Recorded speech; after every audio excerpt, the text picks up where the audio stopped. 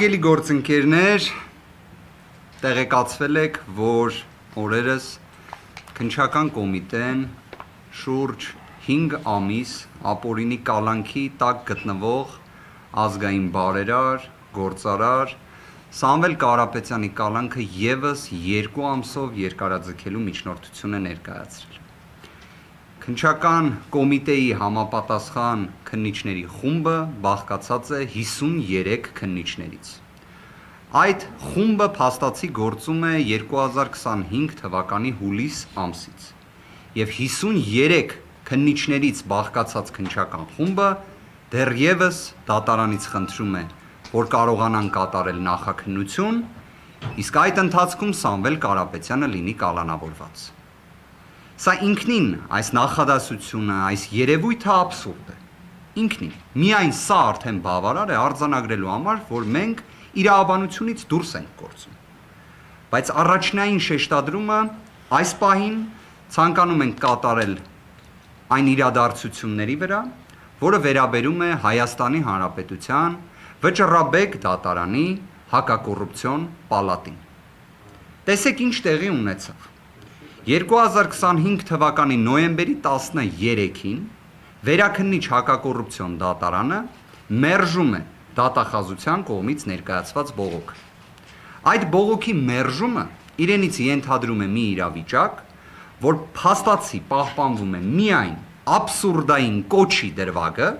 այսինքն մեր ձևով կմասնակցենք Մայր Աթոռի պաշտպանությունը, նախադասությունը որպես կոչ որակելու իրավիճակ։ Իսկ տնտեսական բնույթի աբսուրդային մեղադրանքները հիմնավոր կասկած այդպես էլ չէին հաղթահարել։ Սա ինչ է նշանակում, որ Սամվել Կարապետյանը այլևս պետք է լիներ ազատության մեջ, երբ նոյեմբերի 18-ին կալանքի ժամկետը լրանում էր։ Գիտեք ինչի համար, քանի որ կոչի դրվագով ինքնին նախաքննության ժամկետը 5 ամիս է։ 5 ամիս։ Այն կարող է երկարաձգվել 1 ամսով, բացառիկ դեպքերում փորձաքննության նպատակով։ Իսկ 53 քննիչներից բաղկացած քննչական խումբը քանիցս արձանագրել է, որ նման անհրաժեշտություն չունի։ Ֆիքսեցինք նոյեմբերի 13 վերաքննիչ հակակոռուպցիոն դատարանի որոշում։ Ինչ է տեղի ունենում նույն օրը։ Քննիչի կողմից դեռ միջնորդություն չի ներկայացվել։ Երկարաձգման նման միջնորդություն մուտք չէր արվել։ Իդեպ զանգվածային լրատվության միջոցների մեր որոշ գործընկերներ 2025 թվականի նոյեմբերի 12-ին հրապարակել էին տվյալ, որ իբրև քննիչի կողմից նման միջնորդություն ներկայացվել է։ Պաշտոնապես հայտնում են, որ չէր ներկայացվել։ Այստեղ ամենակարևոր հանգամանքը որն է, քննիչը ինչի չէր ներկայացնում, քանի որ քննիչը չգիտեր ինչ միջնորդություն ներկայացնի։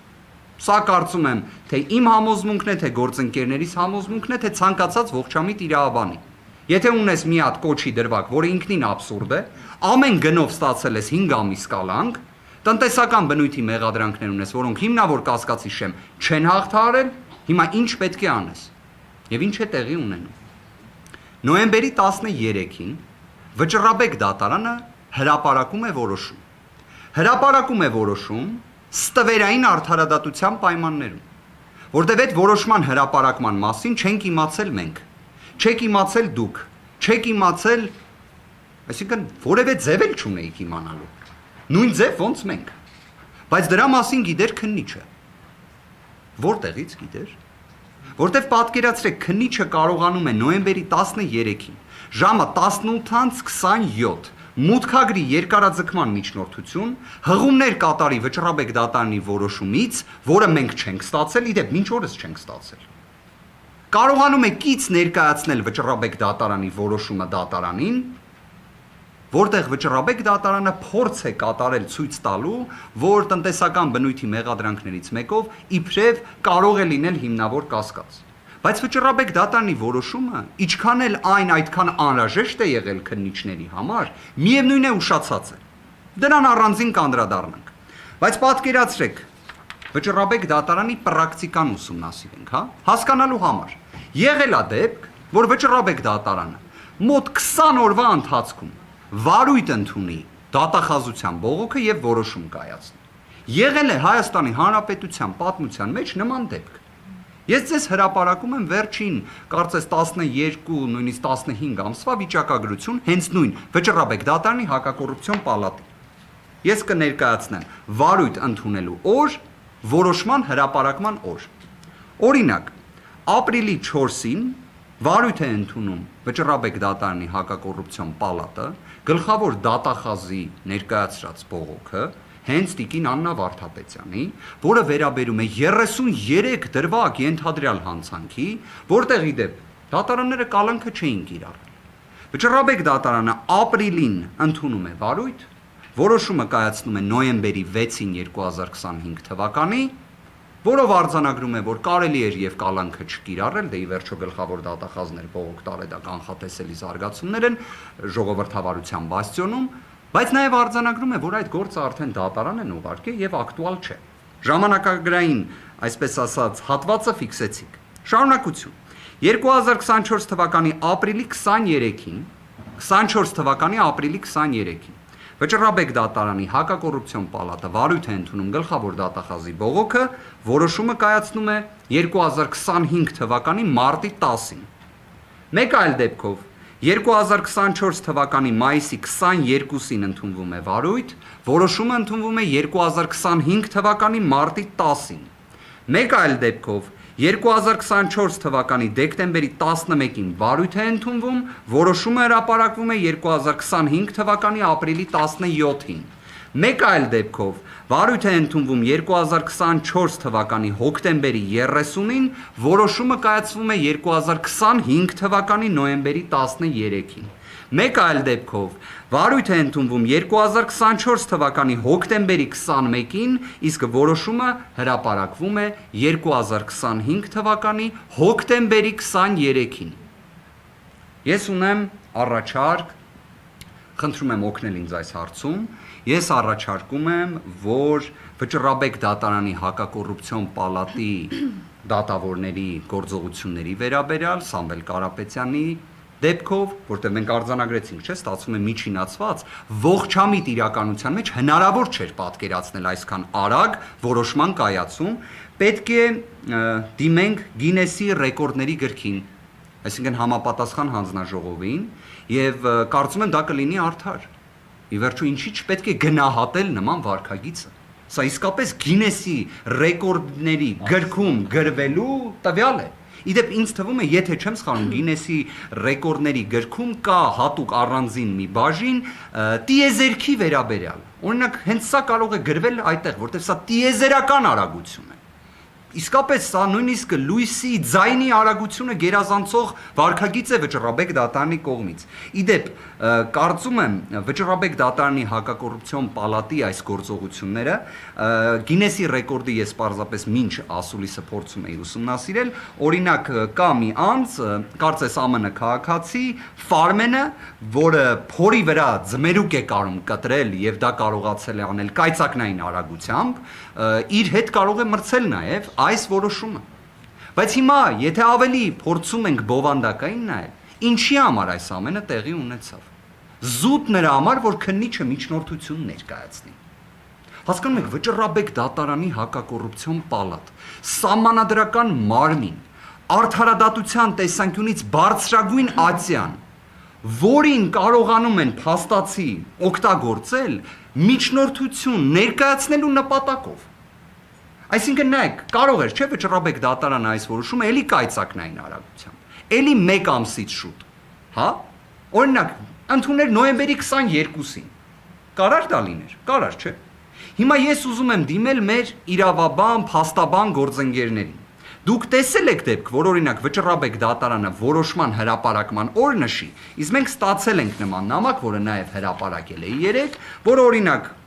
նշվում է, որ դատական ակտի հրապարակման օրը նոյեմբերի 13-ն է, եւ հենց այդ օրը ձեզ տրամադրվի Վճռաբեկ դատարանի որոշումը։ Իդեպ Վճռաբեկ դատարանի որոշումների արձեռն տրամադրման կառուցակարգ չկա։ Մեզ դրա համար Վճռաբեկ դատարանի համապատասխան դատավորի օգնականը տեղեկացնում է, որ որոշումը, որ ընդունվի,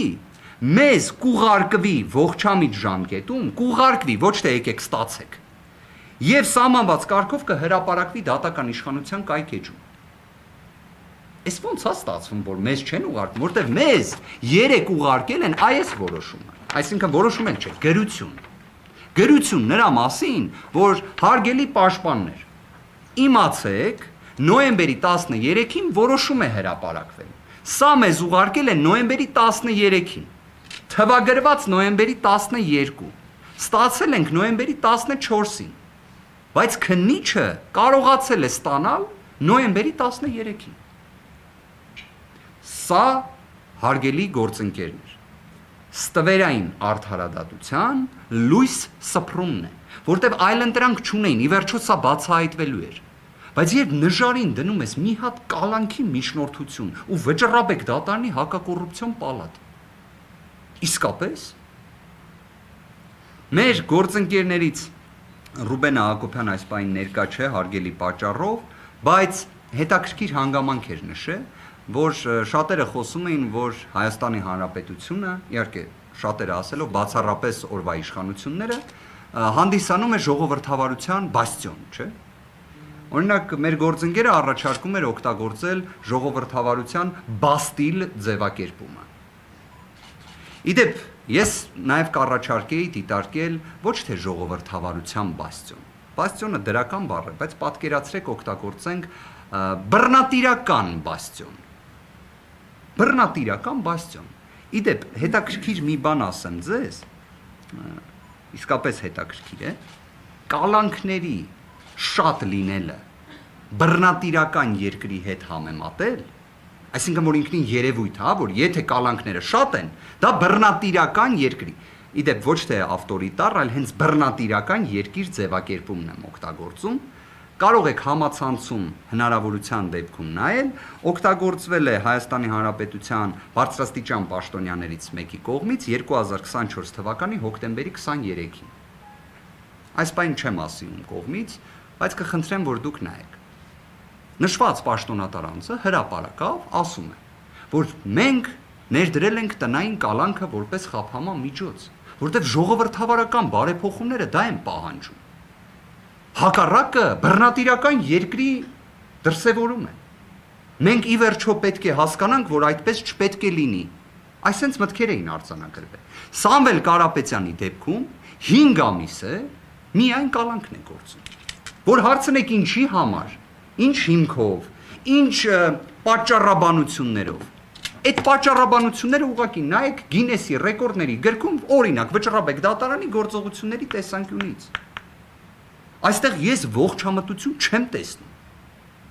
Սահմանադրական դատարանը օգոստոս-սեպտեմբեր ամիսների ընթացքում 2 որոշում է ընդունում, որով ընդգծում է անձի ազատության կանխավարկածը։ Այսինքն որ չի կարելի մարդուն կալանավորել, ուղղակի կալանավորելու համար։ Այն պետք է լինի բացառիկ միջոց, պետք է դրա համար բոլոր այլ միջոցները սպառված լինեն։ Բայց մենք տեսնում ենք, որ այդ ամենը չի գործում։ Հարգելի գործընկերներ, սա ծայրահեղ, վտանգավոր ժխտողականության ճանապարհ է։ Սա իրավական նիհիլիզմի ճանապարհ է։ Մեր կողմից ներկայացված վճռաբեկ բոկները մենք գործընկերներով քննարկել ենք։ Մենք հենց նախաքննական գաղտնիքի այս աբսուրդային սահմանափակումները վերջանան, որը մենք էլ ենք չպնդում, որ եկեք վերջ տանք այս նախաքննական գաղտնիքին։ Մենք հրապարակելու ենք մեր ներկայացրած վճռաբեկ բողոքը եւ թող դատախազությունն էլ հրապարակի իրենց ներկայացրած բողոքը։ Եվ ուղակի թող ցանկացած անաչառ դիտորդ ասի, որ մի բողոքը պետք է ընդունվեր վարույթ։ Գլխավոր դատախազության բողոքը, թե մեր կողմից ներկայացված բողոքը։ Վարույթ է ընդունվում գլխավոր դատախազուի տեղակալի ներկայացրած բողոքը եւ 20 օրյա ժամկետում որոշում է ընդունվում։ Հենց այն օրը, որ քննիչը կարողանա միջնորդություն ներկայացնի։ Այստեղ էլ է հետաքրքիր հանգամանք։ Քննիչը ըստ քննչական կոմիտեի նախագահի հրամանի ժամկետի լրանալուց 7 օր շուտ պետք է ներկայացնի միջնորդությունը։ Այս անգամ այդպես չեղավ։ Այսինքն քննիչը ինչին էր սպասում։ Ինչին էր սպասում, այսինքն այս ինչ համոզմունքներ, այս ինչ կանխավարկածներ են գործում։ Եվ ներկայացնում է նոյեմբերի 13-ին, որը քրեական դատավարության օրենսգրքով վերջնաժամկետն էր միջնորդություն ներկայացնելու։ Բայց անպայման միջնորդության մեջ պետք է հնարավորություն ունենար ցիտելու վճռաբեկ դատարանին։ Բայց դա միայն ինքը ունի։ Այդ հնարավորությունը վերապահված է միայն քննչական մարմիններին։ Սամվել Կարապետյանին վերաբերող վճռաբեկ դատարանի որոշում, բայց Սամվել Կարապետյանի պաշտպանական խումբը դա չի ստանում։ Դա ստանում է քննիչը, թե ինչ ճանապարհով գաղափար չունենք։ Իդեպ մի հանգամանքել եմ ուզում նշել եւ խոսքը փոխանցեմ գործընկերներիս։ Վճռաբեկ դատարանը ունի 4 պալատ։ Հակակոռուպցիոն պալատն էր, որ այս գործը քննում էր եւ ռեկորդը սահմանեց։ Վճռաբեկ դատարանի հակակոռուպցիոն պալատի նախագահը նախկինում փաստաբանական գործունեությամբ զբաղված Դավթյան Արտուրն է։ Բայց փաստաբանական գործունեությանը մեկ այլ իրադարձություն էր հաջորդել։ Ինքը քաղաքացիական պայմանագիր կուսակցության անդամ էր։ Երկրորդ հանգամանք սահմանադրությունը ասում է, որ վճռաբեկ դատարանը ունի 2 կարևորագույն լիազորություն։ Ապահովել միատեսակ պրակտիկա, այսինքն նախադեպեր ընդունել, որ ընդհանրապես պետք է այսպես մեկնաբանվի դրույթը, որ քննիչները պետք է ունենան այսպիսի պարտականություններ իրավունքները օրինակ հարգելու համար, որտեղ վճռաբեկ դատարանը իրավունքի դատարան է։ Ինչի համար եմ այս պնդումը կատարում, որտեղ սահմանադիրը երկրորդ լիազորությունը, որ նախատեսել է վճռաբեկ դատարանի համար, կոչվում է հիմնարար իրավունքների եւ ազատությունների խախտումների վերացում։ Հիմա ինձ մեկը կարող է ասել, վճռաբեկ դատարանը գլխավոր դատախազի տեղակալի բողոքը ընդունելով վարույթ 20 օրյա ժամկետում որոշում ընդունելով միատեսակ պրակտիկա էր ապահովում, թե հիմնարար իրավունքների խախտումներն էր վերացնում։ Մենք ներկայացրել էինք մեր բողոքում հիմնարար իրավունքների խախտումների վերացման խնդրանք։ Իդեպ հիմքն էլ օգտագործել էինք վճռաբեկ դատարանի միատեսակ պրակտիկա ապահովելուն ուղղված հենց վճռաբեկ դատարանի հակակոռուպցիոն պալատի որոշումը։ Այսինքն մենք խնդրում էինք, որ վճռաբեկ դատարան ձեր իսկ կողմից ընդունված որոշումը քննիչները, դատախազները, դատավորները չեն հարգում։ Եկեք պաշտպանեք ձեր իսկ որոշումը։ Վճռաբեկ դատարանը դա վարույթ չի ընդունում։ Այս որոշմամբ հիմա միատեսակ պրակտիկայի ապահովում, թե հիմնարար իրավունքների խախտումների վերացում էինք ապահովում։ Իդեպ հստակ ասեմ, ոչ այնա, ոչ մյուսն է, որտեղ արդյունքում վճռաբեկ դատարանը մերժել է գլխավոր դատախազի տեղակալի բողոքը, որտեղ դա վաղեմությունը անցած դատական ակտի վերաբերյալ է։ Օգոստոսի 15-ի դատական ակտի վերաբերյալ որոշում են կայացնում։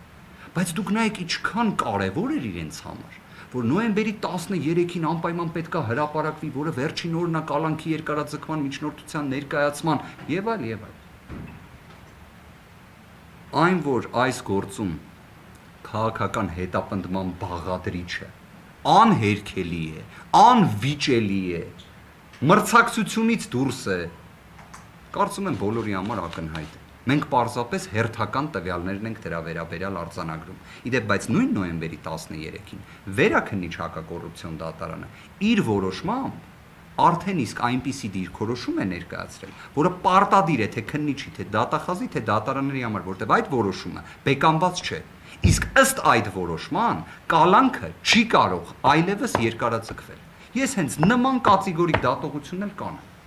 Այն պատճառաբանությունները, որոնք համադրվում են եւ վերլուծվում են, եւ այն միջնորդությունը, որը մենք արդեն իսկ ուսումնասիրել ենք քննիչի կողմից ներկայացված, հնարավորություն չի տալիս նվազագույն իրավական պետության պայմաններում կալանքի երկարաձգման։ Սա է իրավիճակը։